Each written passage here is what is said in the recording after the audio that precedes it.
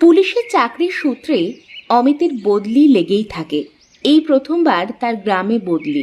অমিতের বউ আশা গ্রামে বড় হওয়া, এতদিন পর আবার গ্রামের পরিবেশে এসে পড়ায় সে খুবই খুশি।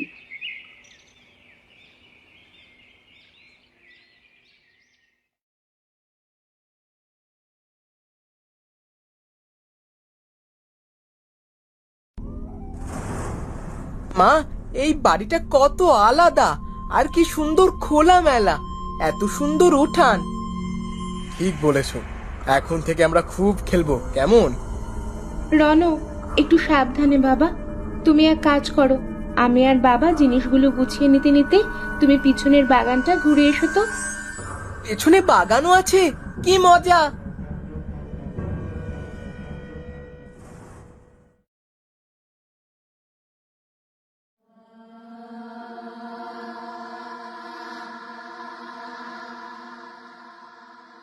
উফ, কি বিশাল আম বাগান!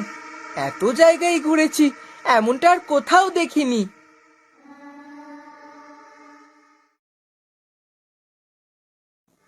বাহ, কত আম! আর একটা দোলনা। যাই, একটু আম পেড়ে আনি, তারপর দোলনায় বসি।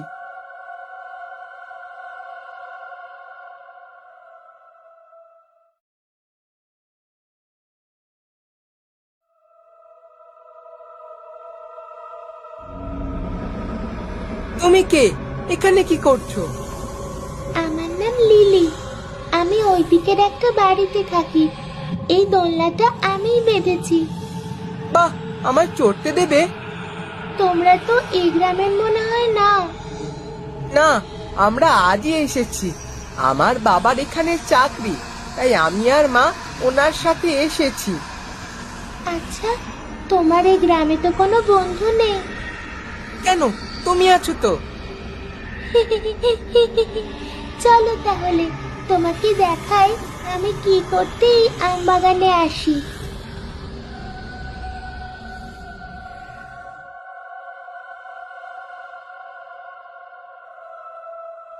এই দেখো। এটা কি? এ বাবা, তুমি স্লেট চেনো না? খুলে কিসে লেখো? আমার খাতাতে। আচ্ছা যাই হোক, আমি এখানে আসি ছবি আঁকতে। এই দেখো, এইভাবে।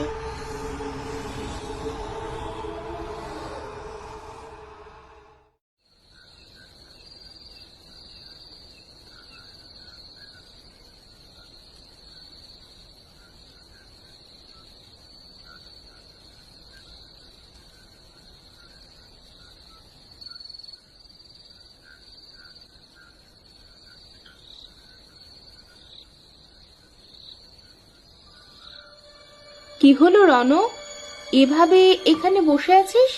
আর আমি সারা বাড়ি তোকে খুঁজে মরছি। আর এই স্লেটটা কোথা থেকে এলো? এটা আমাকে আমার এক বন্ধু দিয়েছে। বাবা, একদিনে তুমি বন্ধুও বানিয়ে নিলে। আর তোমায় বলেছি না, কারো থেকে কোনো জিনিস নিতে হয় না। চলো ঘরে চলো, কাল ফেরত দিয়ে দেবে।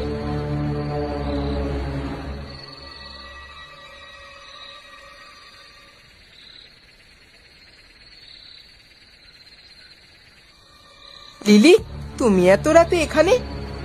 চুপ চুপ, আস্তে। তোমার মা শুনতে পেয়ে যাবে, তখন আর আমাদের খেলতে দেবে না। কিন্তু কেন? মা, মারা কখনো চায় বুঝি যে আমরা রাত দুপুরে না ঘুমিয়ে সারা রাত খেলি? বোকা ছেলে। তার মানে আমরা এখন সারা রাত খেলবো? কি মজা! হ্যাঁ, তোমার যখনই খেলতে ইচ্ছে করবে এই স্লেটে আঁকবে, আর আমি তখনই চলে আসবো। কি মজা!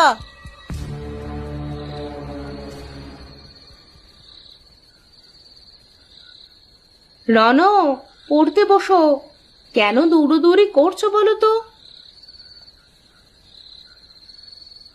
কি হলো রণ, কথা কানে যাচ্ছে না?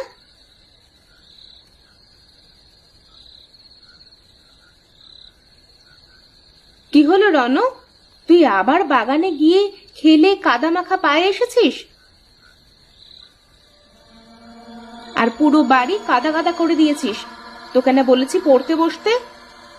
আমি কোথাও যাইনি, সত্যি বলছি। হয়তো লিলি দৌড়াদৌড়ি করছিল। লিলি?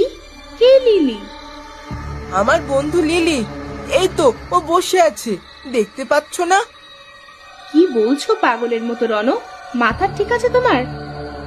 ও মনে হয় তোমাকে দেখে ভয় পালিয়ে গেছে। কি ব্যাপার আশা, এত রাগারাগি কেন করছো রনির ওপর?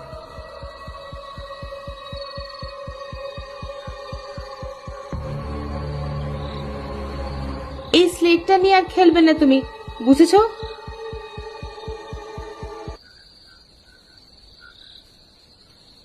এটা কি হলো? কিভাবে সম্ভব এটা? আমার মনে হচ্ছে এই গ্রামে ঢুকতে না ঢুকতেই আমাদের উপর কোনো অশুভ শক্তির চোখ পড়েছে গো। তাড়াতাড়ি এই ঘর থেকে চলো। রণ, আজ তুমি আমাদের ঘরেই শোবে।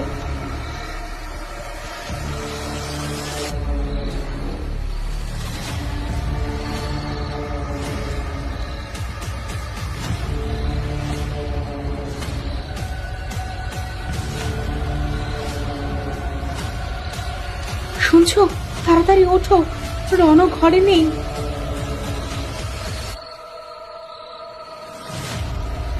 কি বলছো? কোথায় রন? ও বাগানে নেই তো?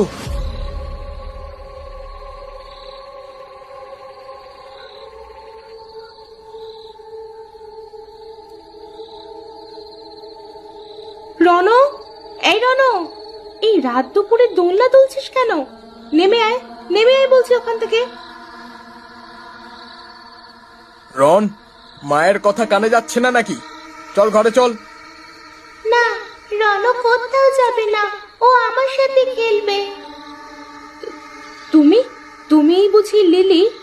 তা লিলি, বলছি এখন তো অনেক রাত হয়ে গেছে, আমি আজ রণকে নিয়ে যাই, কাল আবার তুমি ওর সাথে খেলো, কেমন? এই অন্ধকারে একা একা বাচ্চা ছেলে ভয় পেয়ে যাবে।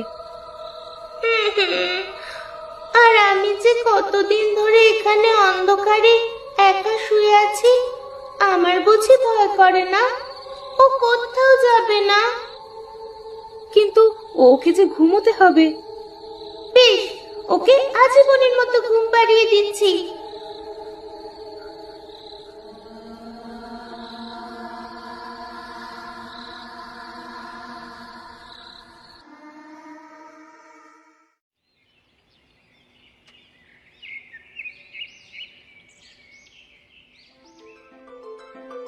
কি গো, ওর জ্বর কেমন?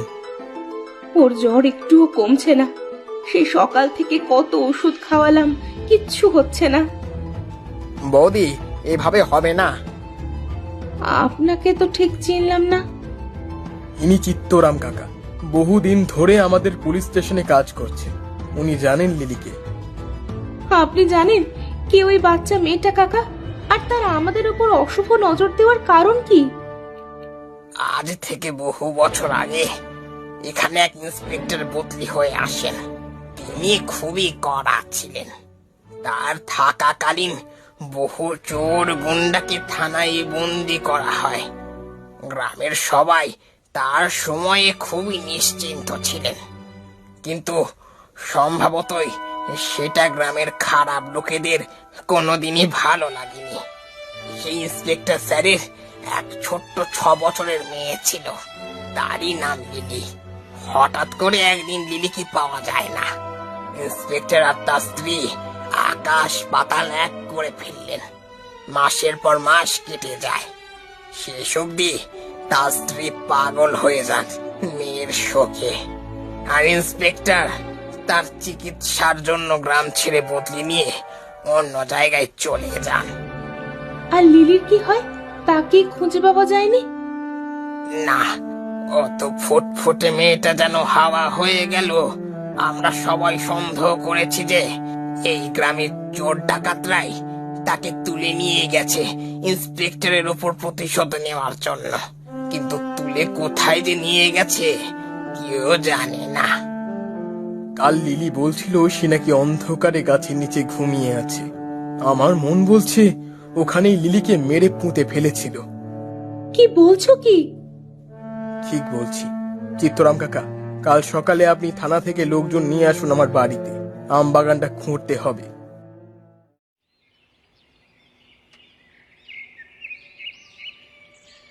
আহারে, কতই না কষ্ট পেয়ে মারা গিয়েছিল দুধের শিশুটা। ওর মা বাবাকে একবার খবর দেওয়া যায় না? আপনাদের বাড়ি থেকে লিলির আত্মাকে মুক্ত করার জন্য আপনাদের ওর দেহকে যত তাড়াতাড়ি সম্ভব সৎকার করতে হবে। তারপর ওর অস্থি না হয় আমরা ওর মা বাবার কাছে পাঠিয়ে দেওয়ার ব্যবস্থা করব। আশা আর অমিত লিলির অন্তিম সংস্কার করে। এরপর থেকে তাদের বাড়িতে কোনোদিনও কোনো আত্মার সমস্যা হয়নি।